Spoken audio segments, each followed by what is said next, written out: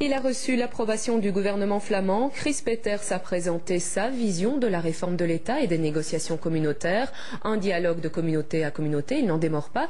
Il parle toutefois d'une main tendue aux francophones. Alors n'y a-t-il pas là un double discours du premier flamand? Voyez ce reportage d'Annick Capel.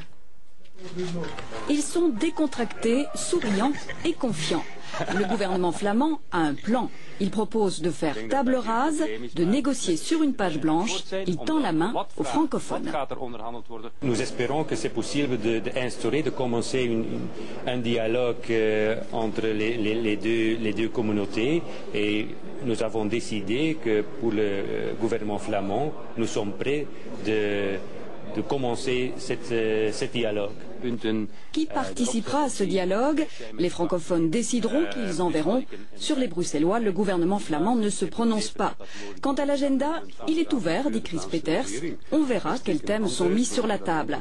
Mais qu'on ne s'y trompe pas, le gouvernement flamand ne lâche pas ses bonnes vieilles revendications. Pas question, par exemple, d'élargir Bruxelles. Nous avons un accord gouvernemental qui est très clair. Pour nous, c'est notre Bible. Pour moi, c'est évident que les autres partenaires ont aussi une Bible. On ne va pas mettre la pression, dit encore le gouvernement flamand. Pas de date butoir, pas d'oukase, mais tout de même des résultats concrets pour les élections de 2009. On veut voir du concret dans le dialogue, mais on n'a pas dit, par exemple, qu'il faut absolument, avant telle ou telle date, voter telle ou telle loi ou paquet. De quoi satisfaire l'appétit de la NVA? Pas de commentaire. Apparemment, oui. Jusqu'à présent, il n'y avait aucun cadre, on n'avait rien. Aujourd'hui, nous avons conclu des accords, nous avons formulé des objectifs. Et nous le faisons au nom de la collectivité du gouvernement flamand. Mais pour réussir, ajoute la NVA, il faut que les francophones acceptent de saisir la main qui leur est tendue. Et justement, réponse du berger à la bergère, si en Flandre c'est le gouvernement flamand qui mènera la négociation communautaire, eh bien, côté francophone, la délégation sera déterminée par les présidents des 4 partis démocratiques. Réaction recueillie par Joanne Montet. La ville est belle quand tout Bruxelles s'y met. Message subliminal d'un camion poubelle rue de la Loi.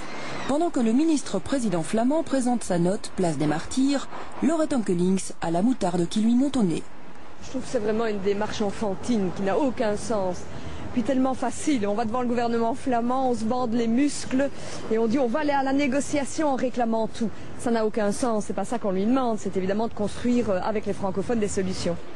OMR au petit matin, 2 syllabes pour qualifier le plan, flamand. Pour l'instant, j'ai vu ce que le cartel et ce que M. Peeters souhaitait. Je crois que c'est un peu illusoire de vouloir rappeler toute une série d'exigences. Il faut aller à des négociations sans tabou, mais de part et d'autre. Donc j'espère que petit à petit, on va se rendre compte que c'est ça la bonne méthode. Donc nous irons l'expliquer aux médiateurs. On oublie un peu vite, je crois, aujourd'hui, que 3 médiateurs doivent faire un rapport au roi. C'est là que ça se passera. L'après-midi, c'est plus calme. Le tam-tam a fonctionné chez les francophones. Le gouvernement flamand a approuvé la note de Chris Peeters. La réaction est « eux, c'est eux, et nous, c'est nous ». Eux, c'est le gouvernement flamand qui va désigner les différentes personnes. Ils ont redit leurs revendications flamandes que l'on connaît depuis longtemps. Il n'y a rien de neuf. Nous, en tout cas les francophones, les 4 présidents de parti, nous allons nous rencontrer dans les jours qui viennent, établir aussi comment nous-mêmes nous allons composer notre délégation. Et chez nous, on représentera, par exemple, tous les niveaux de pouvoir. Enseignement du jour, les francophones veulent parler d'une seule voix avec Écolo.